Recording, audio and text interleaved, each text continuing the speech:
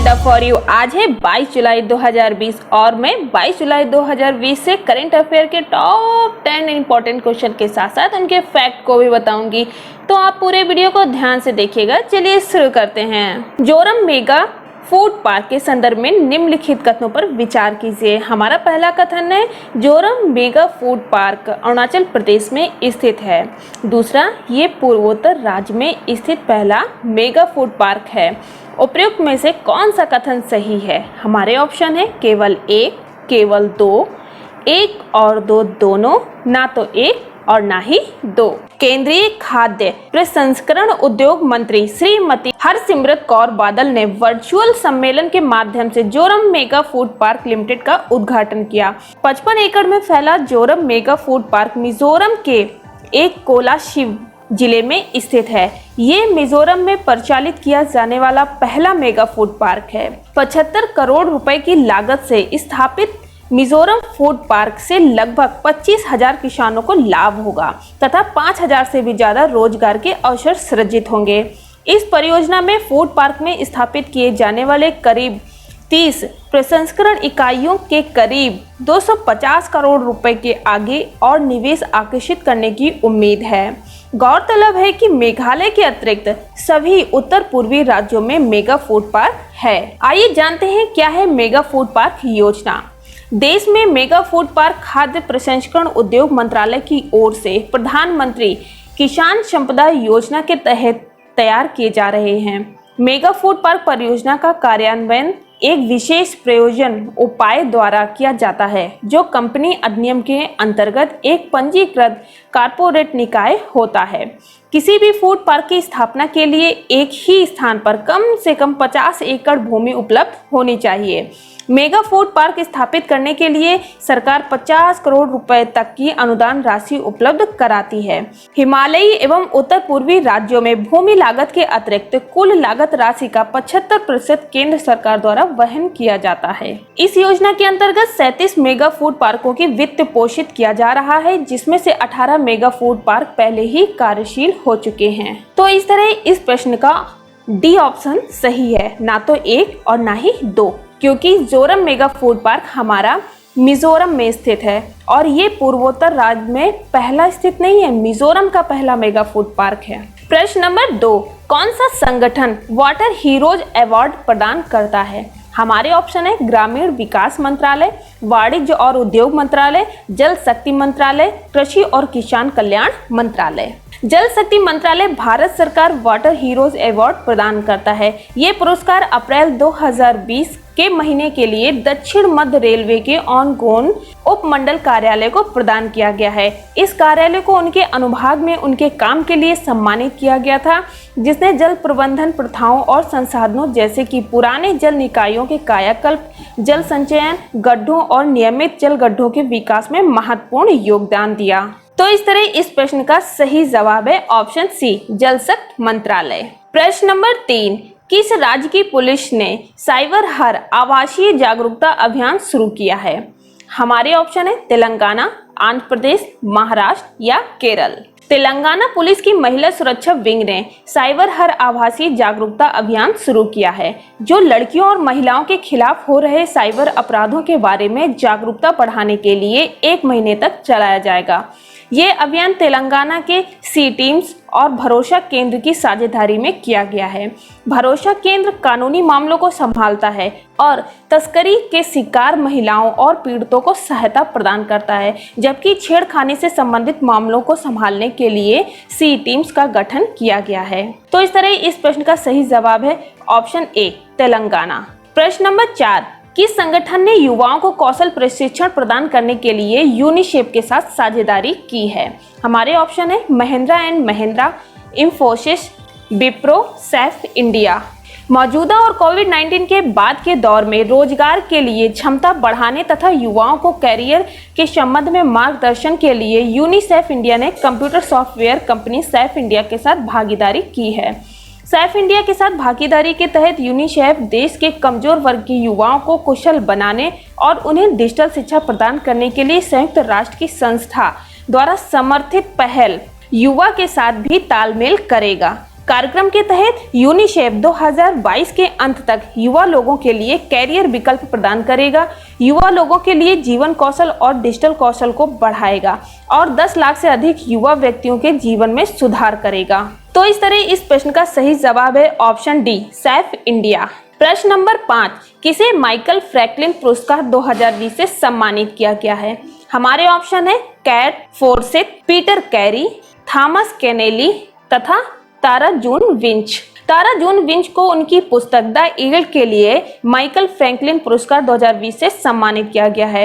ये पुरस्कार Michael Franklin द्वारा ऑस्ट्रेलिया साहित्य के क्षेत्र के विकास और उन्नति के लिए व्यक्तियों द्वारा किए गए प्रयासों और कार्यों को पहचानने के लिए स्थापित किया गया था। ये पुरस्कार उन लेखकों को दिया जाता है जिनकी पुस्तकें उच्चतम साहित्य योग्यता की हैं और इसे किसी भी चरण में ऑस्ट्रेलियाई लोगों के जीवन का प्रतिनिधित्व करते हैं। तो इस तरह इस प्रश्न का सही जवाब है डी, तारा जून विंच। प्रश्न नंबर 6, 2020 संयुक्त राष्ट्र रोली हल्ला मंडेला पुरस्कार से किसे सम्मानित किया गया है? हमारे ऑप्शन है श्रीमती मरियाना वर्दी-नायनिश, डॉक्टर मोरिशाना कायटा, ए और बी दोनों या उपयुक्त में से कोई नहीं। श्रीमती मरियाना वर्दी-नायनिश और डॉक्टर मोरिशाना कायटे को 2020 संयुक्त राष्ट्र रोली हल्ला मंडेला पुरस्कार से सम्मानित किया गया है। श्रीमती मरियाना वर्दी-नायनिश एक परोपकारी, मानव अधिकारों और बच्चों के साथ स्वास्थ्य और कल्याण के लिए एक अधिवक्ता हैं। वह 1999 से संयुक्त राष्ट्र शैक्षिक, वैज्ञानिक और सांस्कृतिक संगठन की सद्भावना राजदूत भी हैं। डॉक्टर मोरिशाना कायटे अफ्रीका में महिलाओं के खिलाफ हिंसा को समाप्त करने के प्रयासों में एक अग्रणी व्यक्ति हैं। संयुक्त राष्ट्र नेल्सन रोली हल्ला मंडेला पुरस्कार उन लोगों की उपलब्धियों को पहचानता है जिन्होंने संयुक्त राष्ट्र के उद्देश्यों और सिद्धांतों के अनुसार मानवता की सेवा में अपना जीवन समर्पित किया है। पुरस्कार 5 साल में एक बार दिया जाता है और 2015 में पहली बार प्रदान किया गया था। तो इस तरह इस प्रश्न का सही जवाब है ऑप्शन सी, ए और बी दोनों। प्रश्न नंबर 7, किस संगठन ने वीडियो परामर्श कार्यक्रम EICU का शुभारंभ किया है? हमारे ऑप्शन है Manipal college of medical sciences, AIIMS नई दिल्ली, IISC या निमहांस। कोविड-19 से होने वाली मौतों में यथासंभव कमी सुनिश्चित करने हेतु भारत सरकार द्वारा किए जा रहे अथक प्रयासों और मजबूती को प्रदान करने के लिए एम्स नई दिल्ली ने देश भर के ICU डॉक्टर के साथ एक वीडियो परामर्श कार्यक्रम EICU 8 जुलाई 2020 को शुरू किया है। यह कार्यक्रम का उद्देश्य उन डॉक्टरों के बीच मरीजों के समुचित उपचार से संबंधित चर्चाएं सुनिश्चित करना है जो देश भर के अस्पतालों और कोविड केंद्रों में कोविड-19 रोगियों के इलाज में सबसे आगे हैं। कोविड-19 रोगियों का उपचार करने वाले डॉक्टरों के साथ साथ ICU में कार्यरत डॉक्टर भी इस वीडियो प्लेटफॉर्म पर एम्स नई दिल्ली के अन्य चिकित्सकों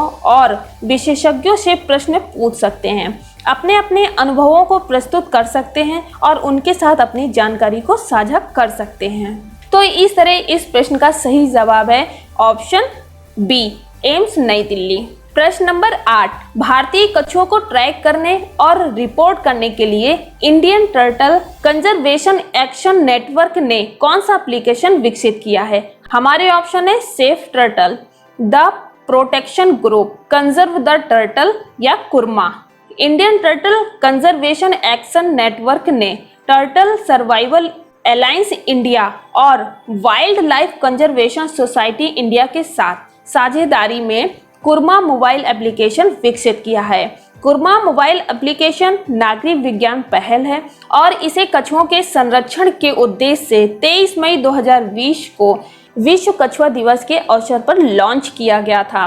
भारत में ताजे जल के कछुओं सहित कछुए सबसे अधिक तस्करी करने वाले जानवरों में से हैं। अंतर्राष्ट्रीय वन जीव व्यापार निगरानी संगठन ट्रैफिक द्वारा वर्ष 2019 में जारी एक रिपोर्ट में बताया गया है कि प्रत्येक वर्ष कम से कम 11,000 सामान्य कछुओं एवं मीठे जल के कछुओं का अवैध शिकार एवं तस्करी होती है। ये पहल देश के समृद्ध जीवों और वनस्पतियों के संरक्षण में नागरिक भागीदारी की महत्वपूर्ण भूमिका को रेखांकित करती है। तो इस तरह इस प्रश्न का सही जवाब है option D, korma.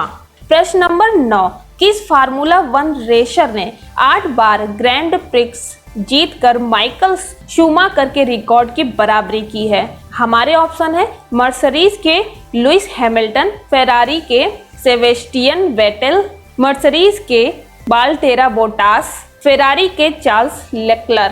British formula 1 racing driver Lewis Hamilton ने 8वीं बार हंगेरियन ग्रैंड प्री रेस जीतकर किसी एक ट्रैक पर सबसे ज्यादा रेस जीतने का माइकल शूमाकर के रिकॉर्ड की बराबरी की है।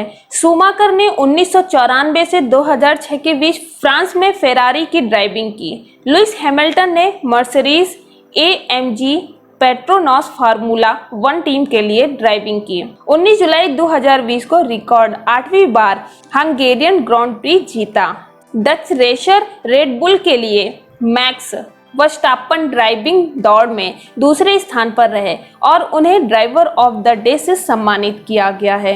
तो इस तरह इस प्रश्न का सही जवाब है ऑप्शन ए, मर्सिडीज के लुइस हैमिल्टन। प्रश्न नंबर 10, सोलर ऑर्बिट मिशन किन 2 अंतरिक्ष एजेंसियों की साझेदारी है? हमारे ऑप्शन है ESA और इसरो, ESA और नासा, नासा और ब्लू ओरिजिन, या फिर इसरो और SpaceX. Solar orbit mission European Space Agency और National Aeronautics and Space Administration के बीच एक अंतर्राष्ट्रीय साझेदारी है। सौर ऑर्बिटर मिशन ने सूर्य की निकटतम छवियों को कैप्चर किया है। यह मिशन नासा और ESA द्वारा 9 फरवरी 2020 को लॉन्च किया गया था और जून के मध्य में सूर्य के पहले निकटतम बिंदु पर पहुंच गया। अंतरिक्ष यान ने सूर्य की 48 मिलियन मील की दूरी के भीतर उड़ान भरी और सूर्य की निकटतम छवियों को कैप्चर किया। छवियों से पता चला है कि सूर्य में व्यापक सौर परतें हैं जो आकार में छोटी हैं और जिन्हें कैम्पफायर नाम दिया गया है। सौर परिक्रमा के पहले निकटतम बिंदु से सूर्य तक चरम पराबैंगनी इमेज द्वारा छवियों को कैप्चर किया गया था। तो इस तरह इस प्रश्न का सही जवाब है ऑप्शन बी, ESA और नासा। सो फ्रेंड्स, अभी तक आपने हमारे चैनल को सब्सक्राइब नहीं किया है तो जल्दी से सब्सक्राइब कर दें और बेल आइकन को प्रेस कर दें ताकि जब भी हमारे वीडियो आए सबसे पहले नोटिफिकेशन आपको प्राप्त हो। साथ में ही अपने दोस्तों के साथ शेयर करें। फिर इसी प्रकार नए सवालों के साथ हम फिर हाजिर होंगे। तब तक के लिए गुड बाय।